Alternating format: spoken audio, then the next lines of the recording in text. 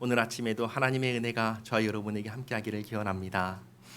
디모데전서는 사도 바울이 에베소에서 목회하는 디모데에게 쓴 편지입니다. 에베소라는 도시는 어떤 도시였죠? 우상에게 바쳐진 도시였습니다. 에베소 도시의 문화와 사상은 우상의 문화였고 우상의 사상이었습니다. 그것은 교회와 이렇게 잘 맞을까요? 맞지 않을까요? 맞지 않지요. 그래서 에베소에서 목회하는 디모데가 해야 하는 것은 뭐냐면 그러한 것들이 교회 안에 들어오지 못하도록 막는 것이었습니다. 그리고 교회가 정말 가져야 하는 것, 하나님의 영광의 복음을 갖게 하는 것이 이 디모데가 에베소에서 목회하면서 해야 하는 일이었습니다. 그래서 사도 바울이 그것을 이제 알려주기 위해서 또 권면하기 위해서 이 편지를 쓴 겁니다. 그런데 오늘 말씀 보시면 갑자기 감사하다고 합니다. 그 이유는 11절을 보시면 알 수 있는데 하나님께서 바울에게 영광의 복음을 맡기셨다는 사실 때문에 이어서 나온 이야기입니다. 교회는 정말로 하나님의 영광의 복음이 있어야 하는데 이 복음을 누가 전했죠?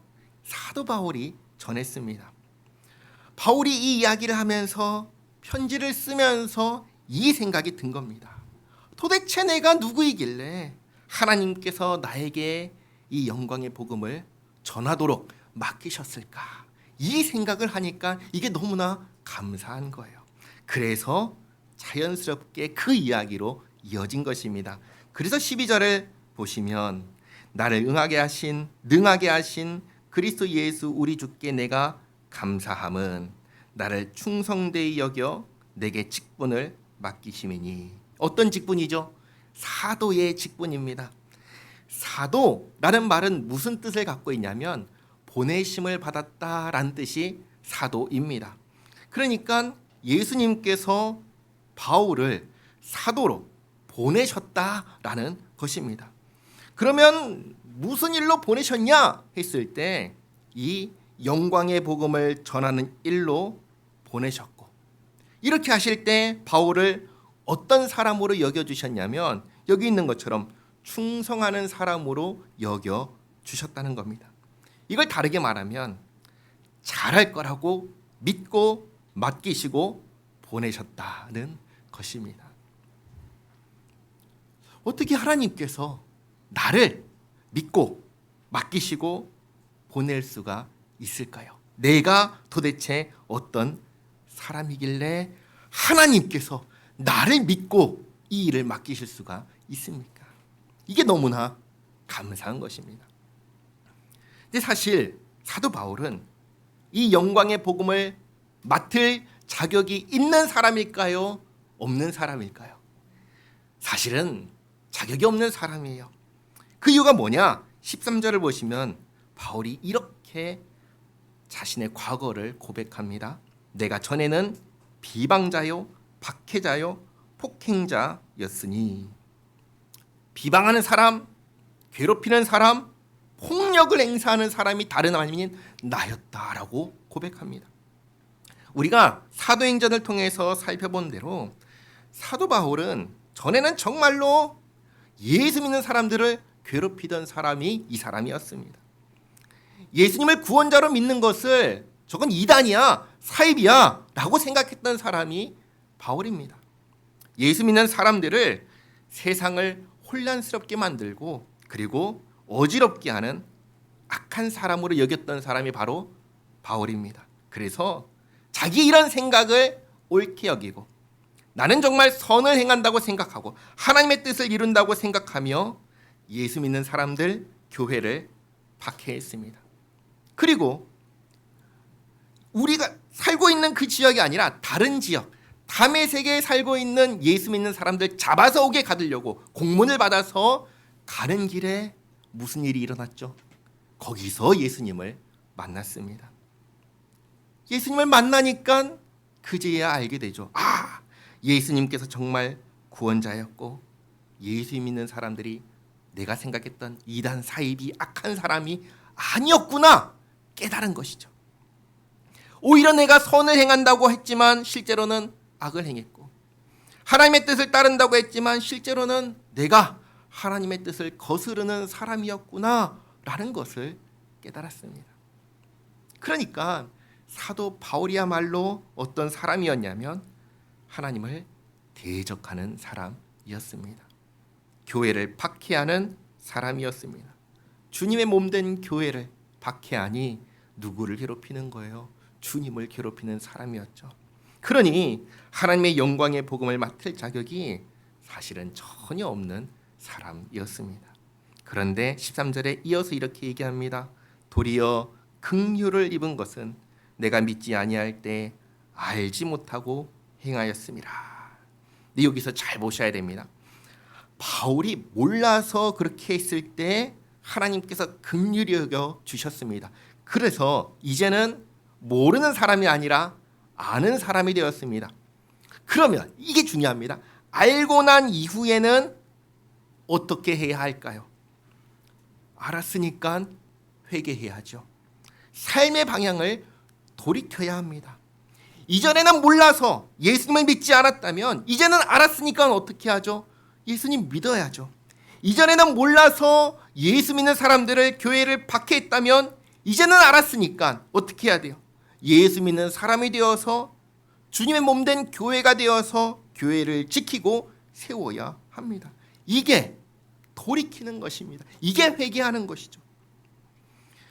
믿지 않을 때 몰라서 잘못하는 것 하나님께서 이해해 주셨습니다. 긍휼히 여겨 주셨습니다. 그래서 알려주셨습니다. 그런데 알려주시는데 여전히 믿지 않고 돌이키지 않으면 그러면 어떻게 될까요? 그럼 망하는 것입니다. 그럼 망하는 거예요. 그러니 하나님께서 우리에게 은혜를 베푸실 때 그 은혜를 놓치지 마시기 바랍니다. 은혜를 놓치지 않는 것은 어떻게 하는 것이냐? 하나님께로 돌아오는 것입니다. 하나님과 함께 사는 것이 은혜를 놓치지 않는 것입니다. 그리고 하나님께서 하나님의 그 은혜를 베푸실 때 무엇을 통해서 베푸시죠? 예배를 통해서 은혜를 베푸십니다. 하나님을 찬양하고 기도하고 말씀을 듣는 이 시간이 하나님 앞에 나와서 엎드리는 시간이고 은혜를 받는 시간입니다. 어떤 사람들은 귀찮아하고 불편해하는 이 시간, 낭비하는 것만 같이 여겨지는 이 시간이 사실은 너무나 소중한 시간이고 그야말로 은혜 받는 시간임을 잊지 마시기 바랍니다. 사도 바울은 박해자였습니다. 폭행자였습니다. 비방자였습니다. 예수님께서 나를 박해자로 살다가 멸망하도록 얼마든지 내버려 두실 수 있었습니다. 그런데 그러지 않으시고 나를 사도 바울을 긍휼히 여겨 주시고 찾아와 주셔서 예수님께서 구원자 그리스도라는 것을 알게 해 주셨습니다. 그리고 하나님의 그 영광의 복음을 바울을 믿고 맡기신 겁니다. 이게 너무나 감사한 겁니다. 그래서 14절에 우리 주의 은혜가 그리스도 예수 안에 있는 믿음과 사랑과 함께 넘치도록 풍성하였도다. 내가 다른 사람도 아니고 내가 그 풍성한 은혜를 받았다는 것입니다. 오늘 여기 모인 우리도 마찬가지입니다. 우리도 넘치도록 풍성한 하나님의 은혜를 받았습니다. 그러면 우리가 받은 그 풍성한 은혜가 무엇인가요? 우리는 어떤 은혜를 받았나요? 죄사함을 받았죠. 우리의 죄가 너무나 많아서 우리가 보이지 않도록 새카맣게 만든 우리의 죄를 주님께서 깨끗하게 하셨습니다. 죄 용서하시고 더러운 우리를 의롭다 하시고 예수님 안에서 어떤 사람이 되게 하셨죠? 하나님의 자녀가 되게 하셨습니다.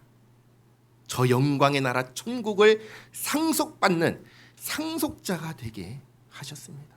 한 번만 생각해 보시기 바랍니다. 내가 누구이길래, 내가 어떤 사람이길래 이 은혜를 받았습니까? 사도 바울은 이어서 분명하게 고백합니다. 15절에 미쁘다라고 하죠. 미쁘다. 이 말이 뭔지 아세요? 믿을 수 있는 말이다라는 거예요. 이건 믿을 수 있는 말이다. 신뢰할 수 있는 말이다. 뭐가 그러냐? 모든 사람이 받을 만한 이 말이요. 그리스도 예수께서 죄인을 구원하시려고 세상에 임하셨다 하였도다. 죄인 중에 내가 괴순이라. 뭐가 믿을 수 있는 말이냐면 예수님께서 죄인을 구원하시려고 세상에 임하셨다는 말입니다. 이게 복음입니다. 이게 하나님의 영광의 복음입니다. 하나님께서 죄인을 구원하시려고 아들 예수님을 보내셨습니다. 뿐만 아니라 누구든지 예수님만 믿기만 하면 구원하신다는 소식이 바로 하나님의 영광의 복음입니다. 그야말로 기쁜 소식, 복음입니다. 이게 믿을 말, 믿을 수 있는 말이라는 것입니다. 그런데 이렇게 말만 하면 믿을 수 있나요?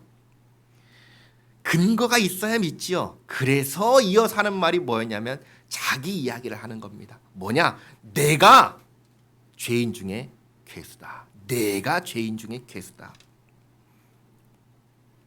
무슨 말이냐면 이런 내가, 죄인 중에 괴수인 내가 하나님의 그 영광의 복음을 듣고 그 내용 그대로 예수님을 믿어서 구원받았다라는 것입니다. 그러니 이 복음은 정말로 믿을 수 있는 말이라는 겁니다. 죄인 중에 괴수인 내가 이 복음의 내용 그대로 믿었더니 구원받았다. 이거보다 더 뚜렷하고 분명한 증거가 있냐? 믿을 수 있는 말이다 라고 하는 것입니다.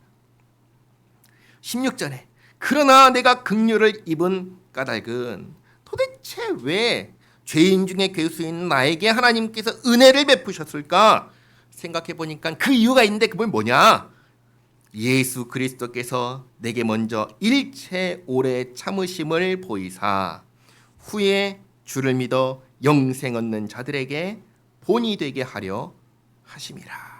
다시 말해서 나 같은 죄인도 구원받았으니 다른 사람도 당연히 예수님만 믿으면 구원받지 않겠냐는 것입니다.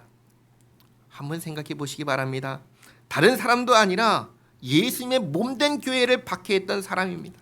하나님을 대적했던 사람이에요. 그러면 어디에 가야 됩니까? 지옥에 가야죠. 지옥에 갈 1순위 아니겠습니까? 하나님을 대적하고 주님의 몸된 교회를 박해했으니까 말입니다. 그런데 지옥의 1순위로 가야 될 그 사람도 하나님께 긍휼히 여기심을 받고 믿음으로 구원받았습니다. 그러면 다른 사람은 어떻겠습니까? 그 이야기를 지금 하고 있는 것입니다. 여기에 하나님의 그 풍성하고 헤아릴 수 없는 크신 은혜가 있는 겁니다. 지난주에 이 말씀을 드렸습니다. 죄인 지옥이고 예수 구원이라고 했습니다. 우리는 흔히 이렇게 말하죠. 예수 천당 불신 지옥이라고 하죠. 근데 이걸 바꿔서 말씀드립니다. 죄인 지옥, 예수 구원입니다. 지옥에 갈 죄인을 예수님께서 구원하시는 겁니다. 누구든지 구원하시는 겁니다. 그런데 구원하실 때 구원받기 위해서 무엇을 요구하십니까? 율법을 지켜라, 착한 일을 해라, 봉사해라, 헌금해라? 아닙니다. 전부 다 아닙니다. 딱 한 가지. 나를 구원하기 위해서 자기 생명을 아끼지 않고 십자가에 내주신 예수님을 믿으라는 겁니다. 그 예수님께서 나를 구원하시기 위해서 자기 생명 아끼지 않고 내주셨다. 그거 믿으라고 하는 겁니다. 믿기만 하면 구원하겠다고 하시는 겁니다. 그런데 그러면 어떤 사람은 이런 말을 해요. 믿고 싶은데 믿어지지가 않아요 라고 말을 해요. 어떻게 해야 될까요? 하나님께서 그때에 어떻게 해야 되는지 말씀을 통해서 알려주셨어요. 그때 어떻게 해야 되는가? 내가 믿겠습니다. 믿고 싶은데 믿음이 없는 나를 불쌍히 여겨 주시옵소서. 마가복음 9장을 보면은 이 이야기가 나옵니다. 귀신 들린 아들을 둔 아버지가 있어요. 예수님께서 산에 가셔서 계시지가 않으니까 예수님의 제자들에게 와서 내 아들에게 들러붙은 귀신 좀 쫓아내달라고 그렇게 요청을 합니다. 그런데 예수님의 제자들이 도무지 이 귀신을 쫓아내지 못해요. 이 문제를 해결하지 못해요. 분명히 예수님께서 귀신을 쫓아낼 수 있는 권능을 주셨어요. 그리고 예수님께서 파송하셨을 때 방방곡곡 다니면서 그 사역을 하고 돌아온 제자들이에요. 그런데 못하는 거예요. 답답하죠. 답답해하는 차에 누가 오시냐면 산에서 예수님께서 내려오시는 거예요. 예수님을 보고 가서 하는 말이, 예수님, 할 수만 있다면 도와주십시오 라고 얘기를 합니다. 이게 무슨 말이에요? 제자들이 못하는 걸 보고 예수님도 못할 거야 라는 마음이 은연중에 깔린 겁니다. 그러니까 기대를 내려놓은 거예요. 그저 지푸라기라도 잡는 심정으로 할 수만 있다면, 못한다고 해서 원망하지 않을게요. 불평하지 않을게요. 그러나 할 수만 있다면 해주세요 라고 얘기를 한 거예요. 예수님께서 이 아버지의 말을 듣고 딱 아시죠? 믿음이 없이 하는 말이구나. 그래서 하시는 말씀이 이거였습니다. 그게 무슨 소리냐? 믿는 자에게는 능치 못한 일이 없다. 아주 정확하게 제자들도, 귀신 들린 아이의 아버지도 지금 뭐가 없어요? 믿음이 없다는 것을 지적하신 거예요. 아버지가 이걸 못 알아들어요? 알아듣죠? 알아듣고 하는 말이 마가복음 9장 24절 말씀입니다. 함께 읽겠습니다. 곧 그 아이의 아버지가 소리를 질러 이르되 내가 믿나이다, 나의 믿음 없는 것을 도와주소서 하더라. 아멘. 예수님께서 이 아버지의 외침을 듣고 즉시 귀신을 쫓아내십니다. 그리고 아들을 구해 주십니다. 잘 보시기 바랍니다. 하나님께서 누구를 구하려고 아들을 보내셨죠? 죄인을 구하려고 아들을 보내셨습니다. 죄인입니다. 믿음이 있는 사람입니까? 없는 사람입니까? 없는 사람이에요. 그렇잖아요. 믿음이 없는 죄인을 구원하기 위해서 아들을 보내신 하나님께서 믿고 싶다는 사람의 기도를, 도와달라는 간구를 외면하시겠습니까? 죄인 중에 괴수인 바울을 긍휼히 여기신 하나님께서 외면하시겠습니까? 그렇지 않다는 것입니다. 사도 바울은 자기 자신이 하나님께서 그 누구도 외면하지 않으신다는 증거, 본보기 삼으셨다고 지금 이야기를 하는 겁니다. 그만큼 하나님의 은혜가 헤아릴 수 없이 풍성하다는 겁니다. 그러므로 여기까지 이야기를 다 한 다음에 사도 바울의 가슴이 벅차서 하는 찬양이 이어지는 17절 말씀인데, 우리 17절 말씀 같이 읽겠습니다. 영원하신 왕 곧 썩지 아니하고 보이지 아니하고 홀로 하나이신 하나님께 존귀와 영광이 무궁하도록 있을지어다. 아멘. 아멘. 자, 이제 다시 본론으로 돌아옵니다. 지금 사도 바울은 자신이 맡은 하나님의 영광의 복음을 따라서 디모데에게 무엇을 권면하고 있죠? 교회를 지키라고 하였습니다. 이걸 다시 한번 이야기합니다. 18절에 아들 디모데야, 내가 내게 이 교훈으로서 명하노니 전에 너를 지도한 예언을 따라. 자, 여기서 예언이 무엇인지 다시 한번 말씀드리겠습니다. 보통 예언하면 뭐가 떠오르죠? 떠오르시죠? 미리 앞날을 이야기하는 것을 이제 생각을 합니다. 그런데 미리 앞날을 얘기한다 하면은 비슷한 게 뭐죠? 예상이라는 말이 있죠. 예상. 이 예상과는 이게 다릅니다. 우리 모두 다 앞날을 예상할 수는 있어요. 어떤 흐름을 보고 앞으로 이렇게 되겠다, 저렇게 되겠다 예상할 수는 있습니다. 예를 들면 날씨를 보고 조금 있으면 비가 오겠다 예상하죠. 날씨가 저런 거 보니까 곧 맑아지겠다 예상을 하죠. 그렇죠? 근데 이걸 예상이라고 하지 이것을 예언이라고는 하지 않습니다. 그렇지 않나요? 우리는 다 언젠가 죽습니다. 너 언젠가 죽을 거야. 이걸 예언이라고 하나요? 그러지 않습니다. 예언은 예상이 아니라 확률이 아니라 반드시 일어날 어떤 일을 말할 때 예언이라고 합니다.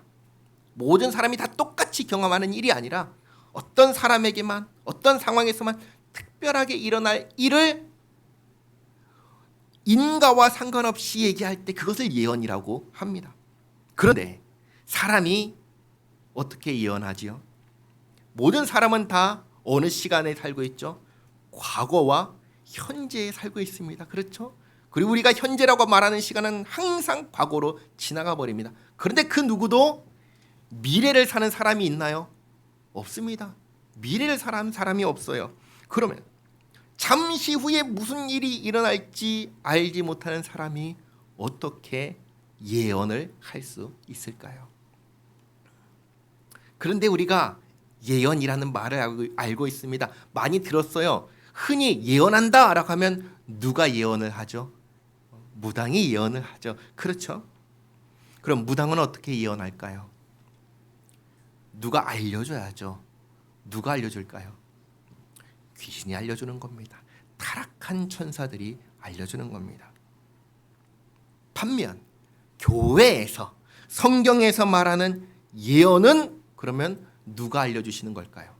하나님께서 알려주시는 겁니다. 예언은 이렇게 다른 겁니다. 누가 알려주는 말이냐? 하나님께서 알려주시는 말이냐? 아니면 귀신이 알려주는 말이냐에서 갈라지는 것입니다. 그러니까 예언은 단순히 미래의 일을 말하는 게 아니라 누가 알려줘서 말하는 것이 예언입니다. 그리고 하나님께서 알려주시는 것을 우린 다른 말로 뭐라고 하냐면 계시라고 합니다. 계시.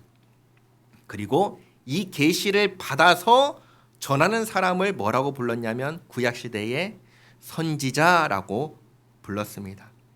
그리고 선지자가 전하는 하나님의 말씀을 뭐라고 하냐면 예언이라고 하는 겁니다. 구약시대에 선지자가 있었고 신약시대에도 선지자가 있었습니다.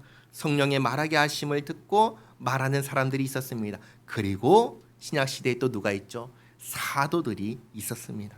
사도들도 하나님의 말씀을 받아서 전했습니다. 그런데 하나님께서 언제까지 계시해 주셔서 이 계시를 받고 말씀을 전했냐면 언제까지일까요? 이 신약 성경이 완성될 때까지입니다. 성경이 완성된 이후에는 더 이상 새로운 계시가 있을까요? 없을까요? 없습니다. 새로운 계시가 없으니 당연히 새로운 예언도 없는 겁니다. 대신 하나님께서 계시하여 주신 이 말씀을 기록한 성경이 있습니다. 그래서 오늘날 예언이라고 하면 그 뭘 가리키냐면 교회에서 말하는 예언이라고 하면 뭘 가리키냐면 성경 말씀을 가리키는 것입니다. 그런데 오늘 사도 바울이 이렇게 말하죠. 전에 너를 지도한 예언을 따라. 그 시대입니다. 그러니까 이건 무슨 말이냐면 전에 하나님께 받은 말씀으로 너를 지도했었지. 그 말씀을 따라 한다는 겁니다. 그 말씀, 하나님께서 그 전에 너를 지도하도록 나에게 주셨던 그 말씀, 하나님의 말씀을 따라서 얘기하는데 18절 하반절에 그것으로 선한 싸움을 싸우며 믿음과 착한 양심을 가지라. 이번에는 디모데에게 하는 권면입니다. 지난주에는 교회를 지키기 위해서 이런 다른 교훈을 말하지 못하게 하고 신화와 족보에 몰두하지 못하게 하고 율법에 대한 잘못된 이해를 교정하게 했습니다. 교회를 지키기 위해서. 오늘은 교회가 아니라 디모데 자신이 해야 할 것을 말씀하십니다. 뭐냐? 하나님의 말씀을 따라서 선한 싸움을 싸우고 믿음을 가지고 착한 양심을 가지는 것입니다. 선한 싸움을 싸운다는 것은 어떻게 하는 걸까요? 그것은 내 안으로는 신자다운 삶을 살기 위해 내 안에 있는 죄성과 싸우는 싸움입니다. 그리고 밖으로는 교회를 지키기 위해 하나님 말씀에 따라 서기 위해 싸우는 싸움입니다. 이게 선한 싸움입니다. 성경은 말합니다. 우리의 싸움은 혈과 육의 싸움이 아니라고 했습니다. 몸으로 치고받고 하는 싸움이 우리가 싸워야 될 싸움이 아니에요. 우리의 싸움은 영적인 싸움입니다. 죄와 싸우는 싸움이에요. 내 안에 있는 죄와 그리고 교회에 들어오려고 하는 죄와 싸우는 싸움입니다. 다음으로 믿음을 가진다는 것은 정말로 예수님만 의지한다는 것입니다. 이 세상에 있는 그 어떤 다른 것도 의지하지 않고 예수님께서 나의 구원자와 삶의 주인이 되신다고 우리가 다 고백을 했잖아요. 이 고백을 따라서 나의 구원자 삶의 주인이 되신 예수님만 의지하는 것입니다. 이게 믿음을 가지는 것입니다. 그리고 착한 양심을 가진다는 것은 지난주에도 말씀드렸죠. 하나님의 말씀을 따르는 부패하지 않고 왜곡되지 않은 양심을 가지는 것입니다. 본래 하나님께서 우리의 양심에 하나님의 말씀을 새겨 주셨습니다. 그래서 우리가 하나님의 말씀을 따라 살지 않으면 이 양심이 무슨 일이 일어날까요? 자꾸만 고발하죠. 아니야, 틀렸어, 그렇게 하면 안 돼, 계속 얘기를 합니다. 근데 그럼에도 불구하고 자꾸만 하나님 말씀 거스려서 살아가면 어떻게 되죠? 이 양심이 망가집니다. 부패하고 왜곡되어 버립니다. 이건 선한 양심일까요? 아닌 것이죠. 선한 양심은 뭐냐? 우리가 하나님 말씀을 따라 살아갈 때 양심이 괴롭지 않죠. 제 역할을 하게 되는 겁니다. 그걸 말하는 것입니다. 주님 말씀을 따라 살아서 망가지지 않고 부패하지 않고 왜곡되지 않는 선한 양심을 가지라. 오늘 디모데에게 사도 바울은 디모데 자신이 해야 할 것을 권면하는데 안팎으로 선한 싸움을 싸우고 믿음을 가지고 선한 양심을 가지는 것입니다. 그리고 대조해서 그러지 않은 사람들을 지목합니다. 19절에 어떤 이들은 이 양심을 버렸고 그 믿음에 관하여는 파선하였느니라. 양심도 버리고 믿음도 버린 사람들이 있다는 것입니다. 그게 누구냐? 20절에 그 가운데 후메네오와 알렉산더가 있으니. 디모데후서 2장 그리고 4장을 보시면 이들이 무엇을 했는지가 나오는데, 자, 같이 읽겠습니다. 디모데후서 2장 16절 17절 말씀 먼저 같이 읽겠습니다. 망령되고 헛된 말을 버리라. 그들은 경건하지 아니함에 점점 나아가나니 그들의 말은 악성 종량이 퍼져나감과 같은데 그 중에 후메네오와 빌레도가 있느니라. 아멘. 그 다음 디모데후서 4장 14절 15절 말씀입니다. 구리 세공업자 알렉산더가 내게 해를 많이 입혔음에 주께서 그 행한 대로 그에게 갚으시리니 너도 그를 주의하라. 그가 오리말을 심히 대적하였느니라. 아멘. 이렇게 이 사람들이 본래 교회 안에 있으면서 망령되고 헛된 말을 교회에 퍼뜨렸고 바울과 디모데를 대적했습니다. 망령되고 헛된 말을 교회에 퍼뜨린다는 것은 결국 사람에게 말한다는 것을 뜻하는 거예요. 교회는 뭐죠? 교회는 건물이 아니잖아요. 교회는 예수 믿는 저와 여러분 우리 모두가 교회잖아요. 푸른 초장교회라고 하면 그건 뭐죠? 보통은 건물 생각하지만 실제로는 뭐예요? 이 푸른 초장교회라는 이름으로 모인 우리들이 교회라는 것입니다. 그러니까 망령되고 헛된 말을 교회에 퍼뜨린다는 것은 함께 교회를 이루는 사람들과 만나서 이런 말들을 퍼뜨린다는 거예요. 결코 덕이 되지 않고 사람을 살리지도 않고 교회를 세우지도 않는 해로운 말을 서로에게 하고 있는 겁니다. 잘 보시기 바랍니다. 우리가 교회로서 서로에게 해야 하는 말이 있습니다. 뭘까요? 그거는 다정한 말입니다. 자상한 말이에요. 자비로운 말이에요. 이걸 다 합쳐서 뭐라고 하죠? 사랑이라고 말했습니다. 예전에 빌립보서를 강론할 때 이 말씀을 드렸습니다. 우린 성령으로 봉사해야 된다 할 때 그 봉사가 뭐냐? 식당에서 음식을 준비하는 것만 봉사냐? 아니다. 교회 청소하는 것만 봉사냐? 아니다. 그럼 뭐가 봉사냐? 그것들도 봉사이면서 동시에 말과 행동으로 서로를 대하는 태도가 봉사라고 말씀을 드렸습니다. 봉사잖아요. 섬기는 거잖아요. 함께 교회를 이루는 내 옆에 있는 사람을 대할 때 사랑으로 자상하게 자비롭게 다정하게 대하는 것, 그게 봉사인 겁니다. 위선 같아요. 가식 같아요. 그래도 하는 겁니다. 왜요? 봉사잖아요. 섬기는 거잖아요. 원하지 않아도 섬기는 마음을 가지고 봉사하는 겁니다. 물론 이렇게 할 때 죄를 범해도 섬겨야 되니까 괜찮아요. 그럴 수 있죠. 이러면 될까요? 이러면 안 되는 것이죠. 죄에 대해서는 분명하게 경계를 해야 됩니다. 앞에서 뭘 하라고 했죠? 선한 싸움을 싸우라고 했잖아요. 내 안으로는 죄를 범하지 않기 위해서 싸우고 밖으로는 교회가 죄로 오염되지 않게 하기 위해서 싸우는 겁니다. 죄에 대해서는 경계하고 권면하고 하는 것이죠. 근데 그렇게 해도 안 되면 어떻게 하죠? 그때는 징계하고 치리를 해야 하는 겁니다. 그래서 교회를, 성도를 지켜야 합니다. 그걸 사도 바울이 이어서 이야기하는 겁니다. 20절 하반절에 내가 사탄에게 내준 것은 그들로 훈계를 받아 신성을 모독하지 못하게 하려 함이라. 바울이 이 사람들을 사탄에게 내줬대요. 이게 무슨 말일까요? 이런 겁니다. 이 세상은 크게 두 개의 나라로 이루어져 있습니다. 하나는 사탄의 나라입니다. 또 하나는 하나님의 나라입니다. 그런데 하나님의 나라는 어디에 있죠? 하나님의 나라. 저 하늘 위에 있나요? 물론 맞지요. 근데 거기에만 있고 여기는 없나요? 아니죠. 예수 믿는 사람들이 모인 이곳에 하나님의 나라가 있습니다. 그런데 예수 믿는 사람들이 모인 것을 또 뭐라고 부르죠? 교회라고 부르잖아요. 그러니까 결국 교회가 있는 곳에 하나님의 나라가 있습니다.